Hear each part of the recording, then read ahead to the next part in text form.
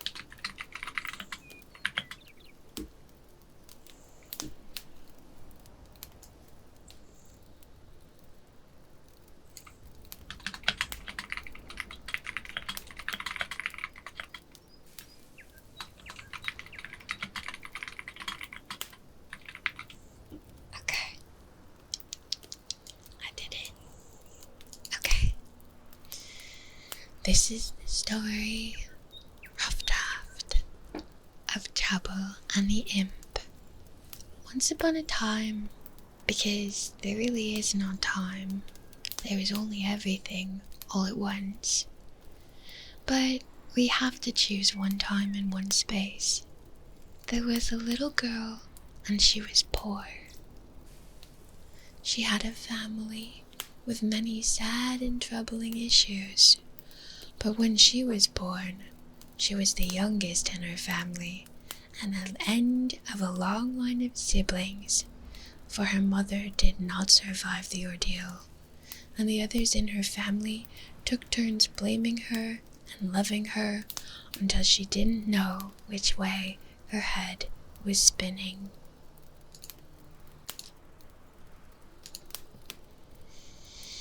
"Your name is Trouble," her older sister would tell her with a sad sigh. "You are the worst thing to happen to our family," her father would tell her quietly after a night of drinking the corn ferment he kept beside the wood stove. "You aren't so bad. Mom didn't like it here anyway," her middle sister confided one day while they were trying to get the mud from the cracks in the wooden floor. "I wish we could eat you instead of hunt rabbits all day," her oldest brother rasped. He loved rabbits and hated to see them caught in the traps. And there was more. But it was much of the same confusing tangle of emotions and cruelty and kindness. And Trouble, like all children, only saw it as normal, the way of the world, and she just went about her life, sometimes crying, sometimes smiling, but just herself more and more every day.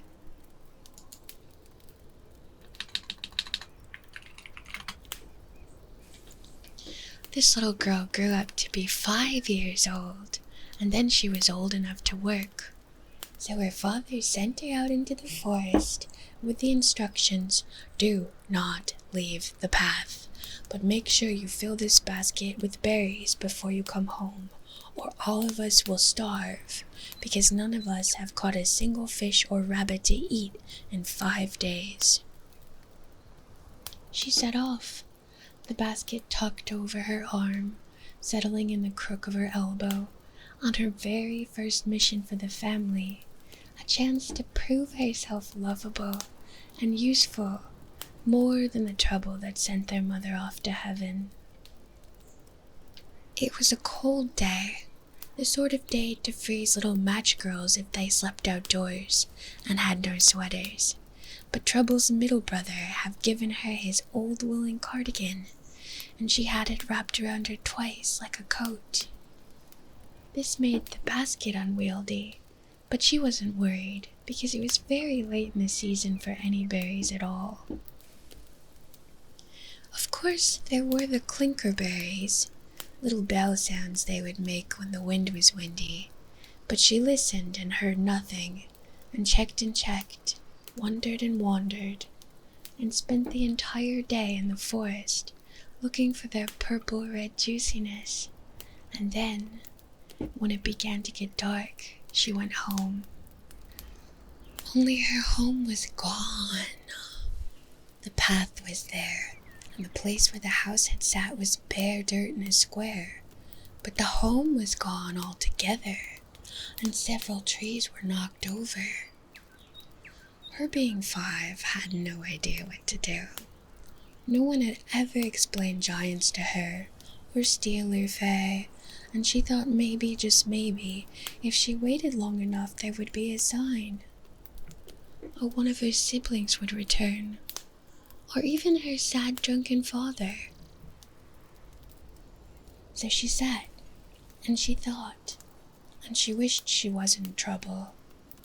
But she was, and eventually she got up, empty basket still tucked under her arm, and went to peek around the trees that were knocked over, and she saw a footprint with 6 toes as big as you could imagine, big enough to easily pick up a small house in the woods. There was a trail. It was both easy and hard to follow. Easy because it knocked over the trees, but hard because of the length between strides. It was also getting dark, so she was having trouble seeing where the toppled path led. But having nothing else to do, and being too young to set off on her own, she kept trying until eventually she reached the end of a cliff. She looked down, and the looking down made her dizzy, and it scared her badly. Because part of her soul wanted to just fling over and see what happened. And the other part of her soul was very afraid and wanted to lay flat on the ground and crawl away, so that horrible void could not pull and lure her. She chose to lay down, and she shut her eyes, and before she knew it, she was fast asleep.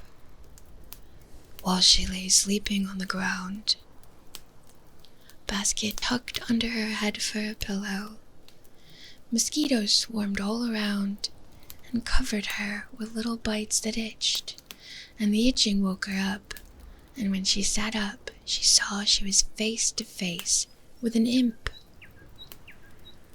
The imp was a forest creature, not often seen, but on cool nights when the mosquitoes are still out, the imp would run through the forest and try to find humans that were warm and tired and let the mosquitoes bite them instead of him. And that was why he was perched so close. She was small and looked cold, and he wanted to help her, but it wasn't really his path to meddle. Not his path to meddle at all. Trouble rubbed her eyes and scratched at her forehead and blinked, and blinked and blinked, but it was true. He was still there. He was an imp, and he smiled. "Hello," she said calmly. "I'm trying to find where my house is gone. I think it has my family inside." And then she began to cry at the thought of never seeing them again, because she loved them so much. The imp, never having seen a human cry, took pity on her, even though it wasn't his path to meddle, not his path to meddle at all. But he sighed and wrung his hands and clacked his nails together while he explained. The giants probably have taken the home for their winter scene. And they make a village every year, and they like to have a different assortment of house types. Was hers a cabin by chance? But Trouble didn't know the types of houses, having only seen the one she was raised in. "Never you mind," the imp said gently, and patted her on the shoulder with a long clawed hand. "I will take you to them." And so he led her on a winding trail down the cliff, and they walked that day and all the next, and her stomach hurt from finding 0 berries, but she didn't complain, and only mentioned once that her knees felt funny, and she'd like to sit for a moment. Well, it wasn't really his path to meddle, not his path to meddle at all, but after that, the imp started handing her things to nibble on as they passed. A leaf, a root, an acorn, a mushroom, and she ate them gladly, and he helped her fill her basket, and before they knew it, they had arrived at the giant's village. Only it wasn't a village of giant houses like you'd think. It was a village of small houses in every style imaginable, and Trouble wandered the street between them until she found her own little cabin home, and was surprised to find that her entire family was there, eating a feast that the giants had given them. Not the least bit worried about how she had been left behind. But still, they made room at the table for her, and she hugged them all tearfully, and the imp watched. He saw it all, and he wondered if he ought to take her with him. But it wasn't really his path to metal. Not his path to metal at all. And she smiled at him, invited him in, but he shook his head quietly and faded away into the shadows between the houses. And that's where this story ends. But it will eventually lead into more fairy tales, some featuring trouble, maybe some her siblings, definitely the imp. But I'm building a mythology here, and it's so much fun. Thank you. Thank you for keeping me company while I do it. I appreciate you all so much. If you're enjoying my content, please help me grow by liking, sharing, subscribing, or adding a little comment, just a tiny heart, or anything you feel like saying. Thank you so much.